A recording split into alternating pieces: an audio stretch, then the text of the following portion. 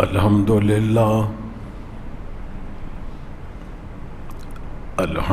لله نحمده ونستعينه ونستغفره ونؤمن به ونتوكل عليه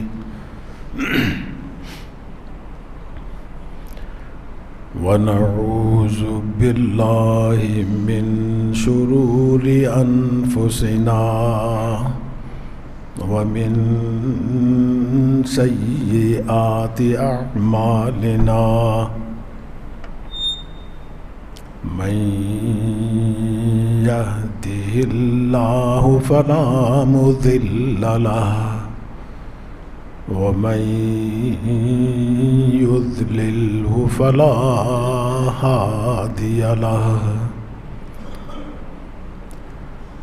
ونشهد أن لا إله إلا الله وحده لا شريك له ونشهد أن سيدنا ونبينا ومولانا محمدا عبده ورسوله صلى الله تعالى على خير خلقه محمد وآله وأصحابه أجمعين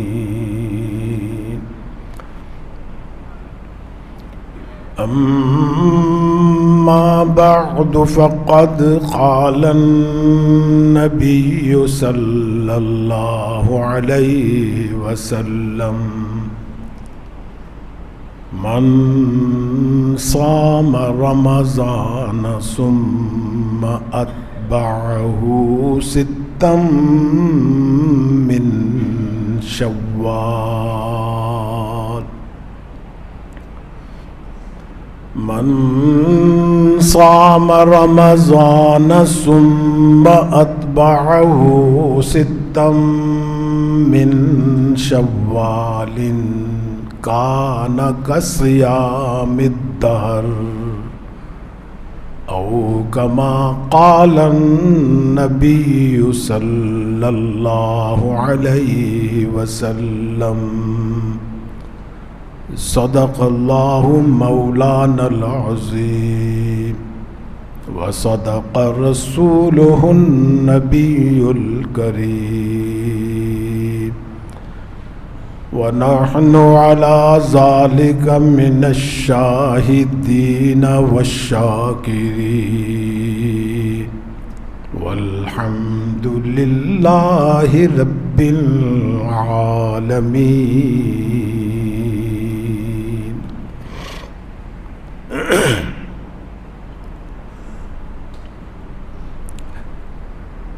بزرگان محترم اور برادران عزیز، گزشتہ جمعۃ المبارک کے موقع پر بھی آپ کی خدمت میں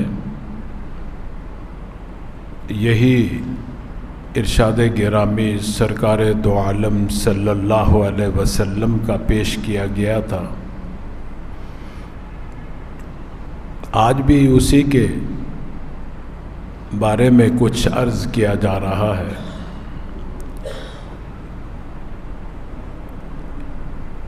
اس لیے کہ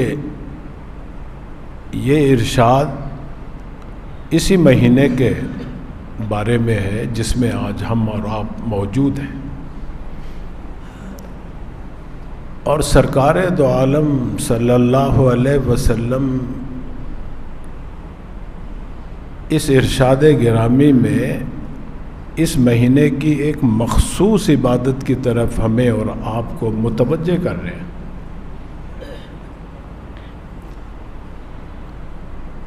اور یہ بھی گوش گزار کیا جا رہا تھا کہ یہ مہینہ بڑا مبارک ہے اور کئی وجہوں سے مبارک ہے، کئی اعتبار سے. دیکھیے بعض مہینے تو اپنی ذات کی وجہ سے مبارک ہیں، احترام کے قابل ہیں، حرمت والے ہیں، اور بعض مہینے صفات کے اعتبار سے کسی فضیلت کے اعتبار سے ان میں فضل آیا ہے۔ جو مہینے اپنی ذات کے اعتبار سے قابل احترام ہیں، مبارک ہیں، محترم ہیں، وہ 4 ہیں، اور وہ اس دن سے ہیں جس دن سے اللہ تعالیٰ نے زمین آسمان کو پیدا کیا، جس دن سے اللہ تعالیٰ نے دن رات بنائے، اس دن سے ہی، پہلے دن سے ہی اللہ نے ان کی ذات کے اندر ہی احترام رکھ دیا کہ یہ قابل احترام، اور آدم علیہ السلام سے چلے آ رہے ہیں، وہ آج تک ہیں قابل احترام ہماری شریعت میں بھی۔ قرآن کریم کے اندر خود اللہ تعالیٰ فرما رہے ہیں، فرمایا کہ ان عدت الشہور عند اللہ 12 شہرا فی کتاب اللہ یوم خلق السماوات والارض منها 4 حرم، کہ اللہ تعالیٰ کے ہاں گنتی اور تعداد کے اعتبار سے سال کے 12 مہینے بنائے اللہ نے، اس دن سے جس دن سے زمین آسمان چاند سورج ستارے سیارے پیدا کیے، اور ان میں 4 مہینے اللہ تعالیٰ نے حرمت والے بنائے، منہا 4 حرم۔ کون سے ہیں وہ 4؟ پہلے بھی میں عرض کر چکا ہوں، ذوالقعدہ، اس کے بعد یہ مہینہ ختم ہوگا نا، شوال اس کے بعد شروع ہوگا، اور اس کے بعد پھر ذوالحجہ آئے گا، اور پھر محرم آئے گا، نئے سال کا پہلا مہینہ۔ حضور فرما رہے ہیں کہ 3 متوالیات، 3 مہینے تو پے در پہ ہیں، وہ 3 مہینے یہی ہیں۔ لوگ کہتے ہیں نا جی قرآن ہی کافی ہے، اب اللہ تعالیٰ قرآن میں فرما رہے ہیں 4 مہینے میں نے قابل احترام بنائے، اب بھی کون سے 4 مہینے، سارا قرآن کھول کر دیکھ دو، نہیں پتہ چلے گا آپ کو۔ وہ صاحب وحی جس پہ قرآن نازل ہوتا نا، وہ بتائے گا آپ۔ اس لیے حدیث کے بغیر قرآن نہیں سمجھ سکتے آپ۔ آپ کے ارشادات کو حدیث کہتے ہیں، اللہ تعالیٰ کے ارشادات کو قرآن کہتے ہیں۔ قرآن کو سمجھنے کے لیے حدیث ضروری ہے، حدیث کو سمجھنے کے لیے فقہ ضروری ہے، سمجھ بوجھ ضروری ہے، قانون ضروری ہے، فقہ کو سمجھنے کے لیے گرامر عربی ضروری ہے، صرف نحو پڑھنا ضروری ہے۔ یہ ایک ترتیب ہے، جو اس ترتیب سے قرآن کریم کو سمجھے گا وہ ہدایت پائے گا، ورنہ گمراہ ہو جائے گا۔ آج کل چینلوں پہ بیٹھے ہوئے ہیں بڑے بڑے مفکر، مفسر، جو آپ کو درس دیتے ہیں، لیکچر دیتے ہیں، قرآن سمجھاتے ہیں، آیتوں کا مطلب بتلاتے ہیں، اور وہ اس ترتیب سے ہٹ کے بتلاتے ہیں، اس لیے سمجھ میں ہی نہیں آئے گا آپ۔ اللہ کے نبی فرما رہے ہیں کہ اللہ تعالیٰ جو قرآن میں فرما رہے ہیں 4 مہینے حرمت والے ہیں، یہ اپنی ذات کے اعتبار سے اللہ نے ان کی ذات کے اندر حرمت رکھ دی، اور وہ ذوالقعدہ ہے، ذوالحجہ ہے، محرم الحرام ہے، اور ایک مہینہ الگ ہے ان سے، وہ رجب المرجب جو شعبان سے پہلا مہینہ ہے۔ یہ 4 مہینے تو اپنی ذات کے اعتبار سے قابل احترام، اور بھئی کچھ مہینے ایسے ہیں جو اپنی صفات کی وجہ سے ان کے اندر برکت آ گئی، اللہ کی رحمت آ گئی، اللہ کا رحمتوں کا نزول ہوتا ہے ان کے اندر، وہ صفات کی وجہ سے، جیسے ابھی گزرا ہے رمضان المبارک کا مہینہ، یہ اللہ کے نزول قرآن کی وجہ سے برکت والا ہو گیا۔ روزے کی عبادت اس میں فرض کی گئی، اس وجہ سے وہ برکت والا ہو گیا۔ فرمایا کہ شہر رمضان الذی انزل فیہ القرآن ھدی للناس وبینات من الھدی والفرقان، یہ ہے رمضان جس میں اللہ نے قرآن جو فرقان ہے آپ کے لیے، ہدایت کا، پوری انسانیت کے لیے، صرف مسلمانوں کے لیے نہیں، ھدی للناس، قیامت تک آنے والے انسانوں کی ہدایت کا، فلاح کا باعث ہے۔ تو بھائی اسی طرح یہ جو مہینہ ہے، یہ ایک تو اس وجہ سے کہ اس میں ایک خاص عبادت ہے جو اسی مہینے کے ساتھ خاص ہے، جس کو ہم اور آپ معمولی سی عبادت سمجھتے ہیں، لیکن بڑی اہم عبادت ہے وہ ایک اعتبار سے، گہری نظر سے دیکھو گے۔ اور بھی یہ مہینہ شوال المکرم کا مہینہ اس وجہ سے بھی بڑا قابل احترام ہے کہ اس میں یہ حج کے مہینوں میں شمار ہوتا ہے، یہ حج کا مہینہ بھی ہے۔ دیکھو قرآن کریم میں پھر اللہ تعالیٰ فرما رہے ہیں، فرمایا کہ الحج اشہر معلومات فمن فرض فیہن الحج فلا رفث ولا فسوق ولا جدال فی الحج۔ حج کے چند مہینے جمع کا صیغہ استعمال کر رہے ہیں اللہ تعالیٰ۔ اشہر، شہر ان کی جمع ہے۔ عربی زبان میں، عربی گرامر میں جمع جو ہے کم سے کم 3 پر اطلاق ہوتا ہے، 3 پر بولا جائے گا، وہ جمع ہوگی۔ اس لیے جمعے کے اندر امام کے علاوہ کم از کم 2 بندے ہونے چاہیے، پھر جمعہ ہوگا۔ 3 ہو جائیں گے نا، ایک امام 2 مقتدی۔ عام نماز آپ کی ایک بندے سے بھی ہو جائے گی جماعت۔ جمعہ جس کے لفظ کے اندر ہی جمع پائی جا رہی ہے تو وہ 3 ہوں گے تو کم از کم جمعہ ہوگا۔ 2 سے جماعت ہوگی، جمعہ 3 سے ہوگا۔ اب قرآن کریم میں اللہ تعالیٰ فرما رہے ہیں کہ حج کے چند مہینے اور جمع کا صیغہ استعمال کر رہے ہیں۔ کتنے مہینے ہیں یہ قرآن خاموش، اس کی تفسیر مفسر اول سرکار دو عالم صلی اللہ علیہ وسلم کریں گے، وہ حدیث میں ملے گا آپ کو کہ وہ 3 مہینے شوال، ذیقعدہ اور ذی الحج، یہ 3 مہینے بنیں گے۔ یہ آپ صلی اللہ علیہ وسلم نے بتایا، قرآن میں نہیں ملیں گے کہ یہ 3 مہینے ان کے نام یہ ہیں۔ حج تو ہوتا ہے نا حج کے مہینے میں، اسی لیے اس کو ذی الحجہ کہتے ہیں، جو 2 مہینے کے بعد آئے گا۔ شوال المکرم حج کے مہینوں میں اس لیے ہے کہ اس مہینے میں کوئی مسلمان احرام باندھ کے سفر کرتا ہے حج کے لیے، جائز ہے، اس کے لیے بڑا ثواب ہے اسے۔ رمضان المبارک کا مہینہ بڑا مبارک ہے، لیکن حج کے مہینوں میں شامل نہیں ہے، اس لیے اس میں آپ عمرے کا احرام تو باندھ سکتے ہیں، حج کا نہیں باندھ سکتے، مکروہ ہے، نہیں ثواب ہوگا، اس لیے کہ وہ حج کا مہینہ ہی نہیں ہے۔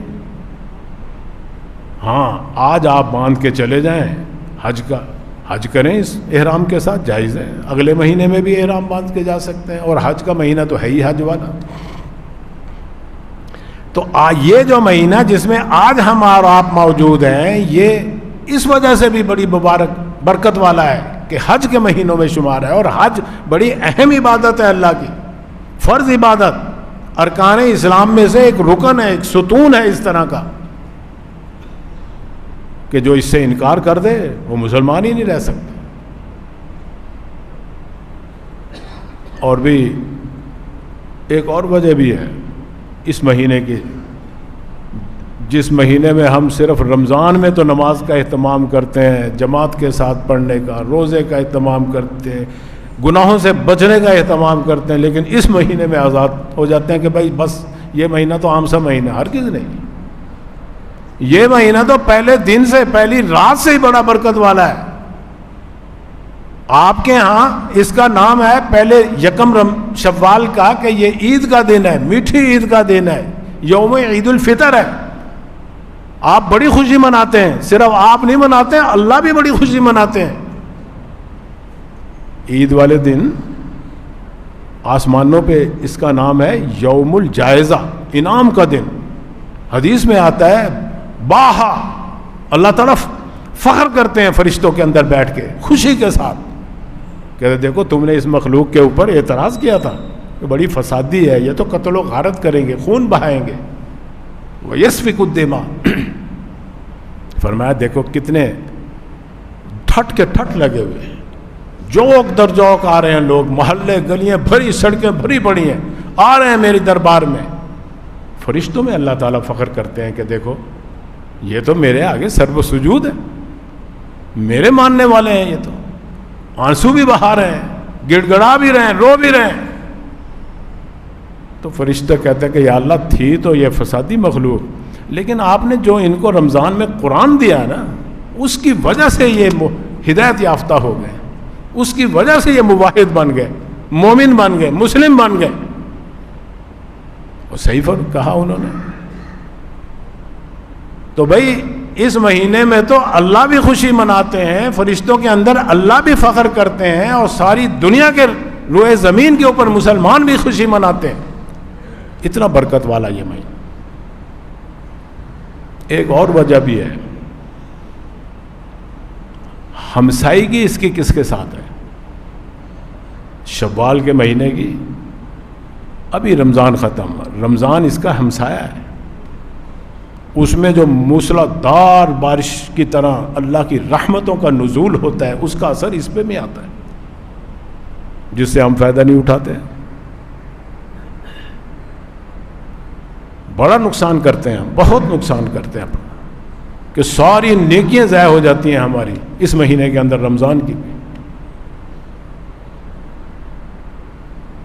دیکھو حق کے ہمسائیگی اتنا اہم ہے شریعت کے اندر، اسلام کے اندر،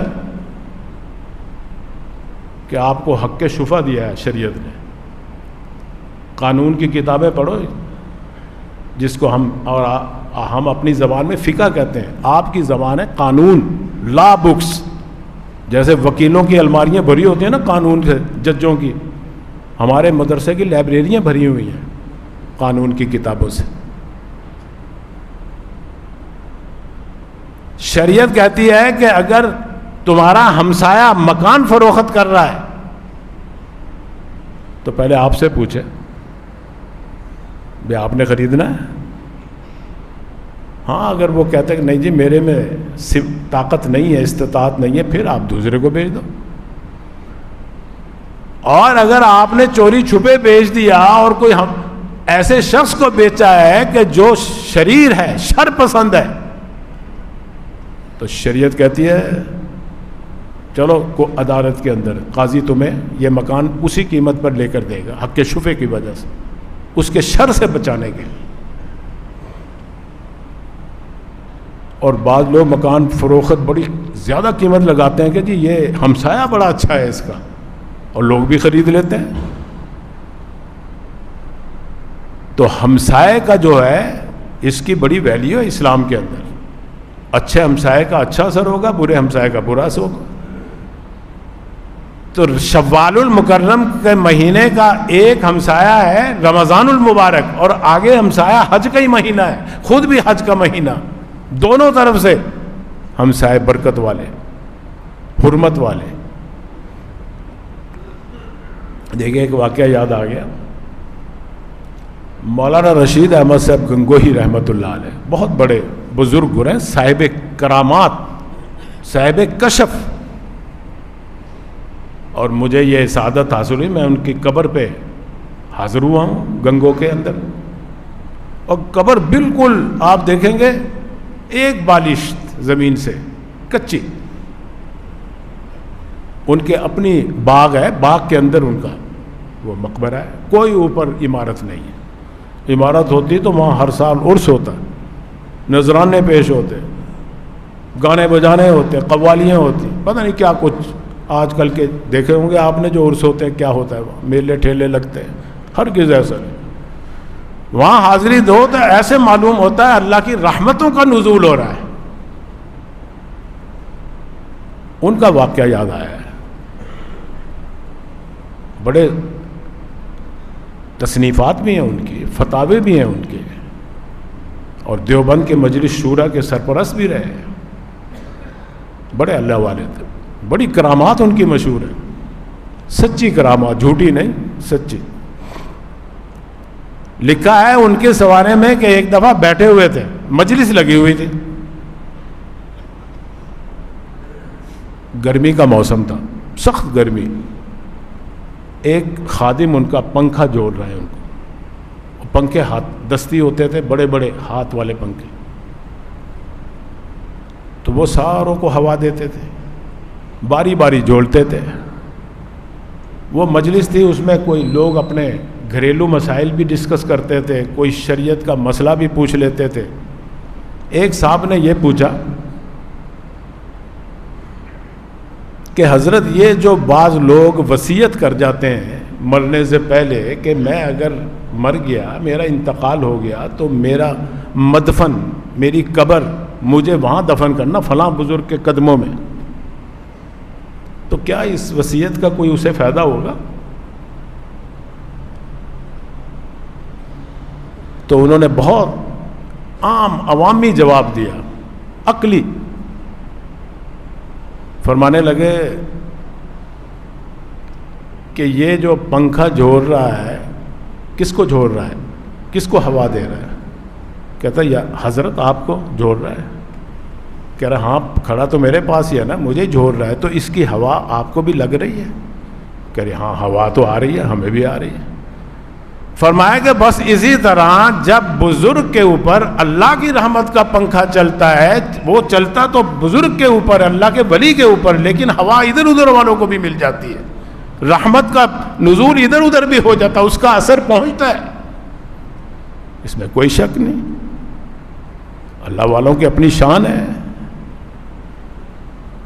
تو میں عرض یہ کر رہا تھا کہ شوال کا مہینہ اپنے ادھر کا ہمسایہ دیکھ لو اور آگے کا ہمسایہ دیکھ لو، دونوں ہی برکت والے ہیں۔ وہ اپنی ذات کے اعتبار سے فضیلت والا ہے ذوالقعدہ کا مہینہ، اور رمضان اپنی صفت کے اعتبار سے فضیلت والا۔